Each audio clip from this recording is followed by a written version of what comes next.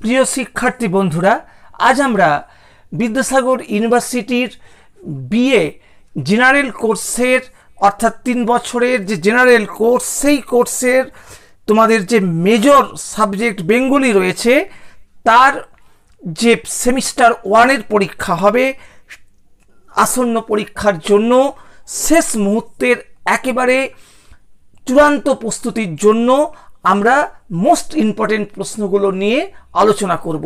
আমরা টোটাল 7টা প্রশ্ন তোমাদেরকে বলছি, সেখান থেকে খুব সম্ভবত তোমরা বড় প্রশ্ন 10 নম্বরের 3টি কমন পাবে।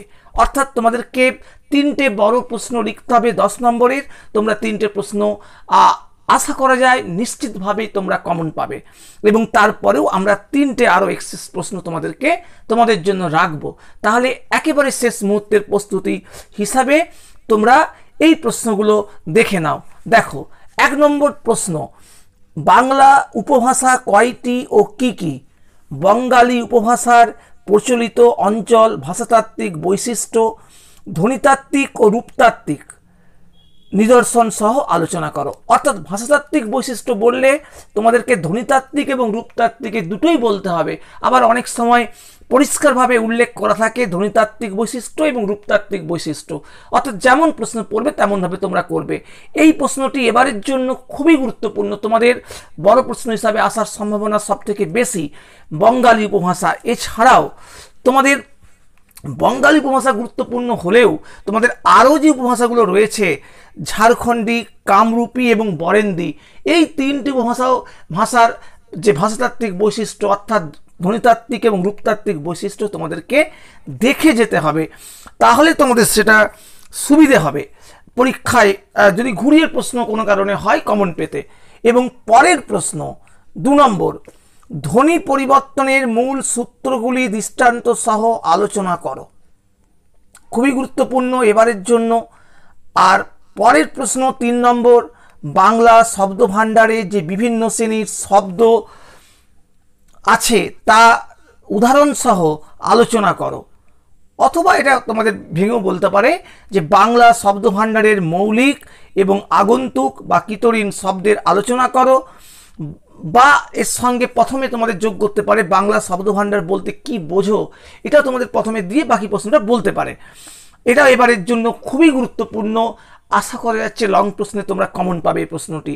এবং তারপরে 4 নম্বর প্রশ্ন, শব্দার্থ পরিবর্তনের কারণগুলি উদাহরণ সহ আলোচনা করো, বা শব্দার্থ পরিবর্তনের ধারাগুলি উদাহরণ সহ আলোচনা করো।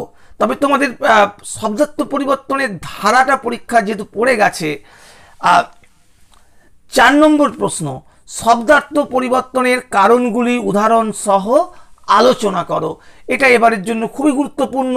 এবং সেক্ষেত্রে তোমাদের শব্দার্থ পরিবর্তনের যে ধারাগুলো আছে, যেটা 2023-এ পড়েছে আগের বছরে, সেই প্রশ্নগুলো সেটা কিন্তু তোমাদের 5 নম্বরের প্রশ্ন তোমরা কমন পেয়ে যাবে। সেজন্য শব্দার্থ পরিবর্তনের উদাহরণ কারণগুলোর সঙ্গে তোমাদেরকে যে ধারাগুলো রয়েছে সেগুলো তোমরা একটু দেখে যাবে, কারণ সেগুলো তোমাদের 5 নম্বরের প্রশ্নে লাগবে। পরের প্রশ্ন 5 নম্বর, বাংলা ভাষার ক্রমবিকাশ আলোচনা করো। আগের বারে বাংলা ভাষার উদ্ভবের ইতিহাস পড়েছিল, এবারে বাংলা ভাষার যে ক্রমবিকাশ সেটা পড়ার সম্ভাবনা রয়েছে। পরের প্রশ্ন 6 নম্বর, বাংলার আধুনিক বাংলা ভাষার ভাষাতাত্ত্বিক বৈশিষ্ট্যগুলি আলোচনা করো, ধ্বনিতাত্ত্বিক ও রূপতাত্ত্বিক। আর অথবা বর্তমান আদর্শ কথ্য বাংলার প্রকৃতি লেখো। 7 নম্বর প্রশ্ন, ব্যঞ্জনধ্বনি পরিবর্তনের মূল সূত্রগুলি দৃষ্টান্ত সহযোগে আলোচনা করো, বা স্বরধ্বনি পরিবর্তনের মূল সূত্রগুলি দৃষ্টান্ত সহযোগে আলোচনা করো। তাহলে 1 থেকে 7 খুবই গুরুত্বপূর্ণ প্রশ্ন, যেখান থেকে তোমরা আশা করা যায় 3টে বড় প্রশ্ন 10 নম্বরের এবারের যে পরীক্ষা তোমাদের হবে বাংলা মেজরে বেঙ্গলি মেজরের 3 বছরের বিএ জেনারেল কোর্সে, তোমরা সেখানে কমন পাবে।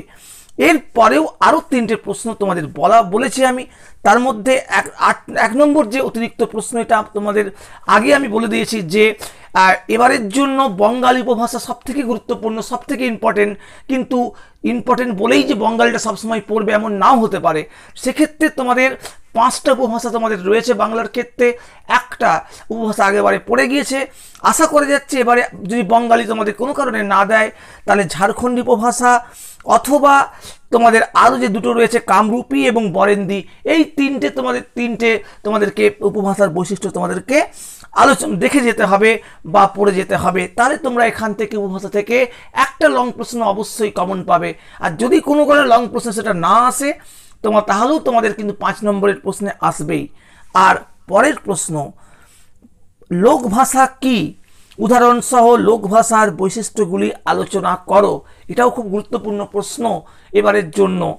আর পরের প্রশ্ন, ধর্ম, পেশা ও লিঙ্গের ভিত্তিতে বাংলা সমাজ ভাষার যে পরিবর্তন হয় তা আলোচনা করো, বা বাংলা সমাজ ভাষা বিজ্ঞানে মেয়েদের ভাষার স্বরূপ আলোচনা করো। তাহলে তোমাদের অ্যাকচুয়ালি টোটাল 7 এবং 3 10টা প্রশ্ন তোমাদের বলা হয়েছে। আশা করা যায় তোমরা যদি এই প্রশ্নগুলো দেখে যাও শেষ মুহূর্তে, তোমরা নিশ্চিতভাবেই একদম যত ঘুরিয়ে প্রশ্ন হোক না কেন তোমরা কিন্তু 3টে প্রশ্ন কমন পাবে। তাহলে আজ এ পর্যন্তই।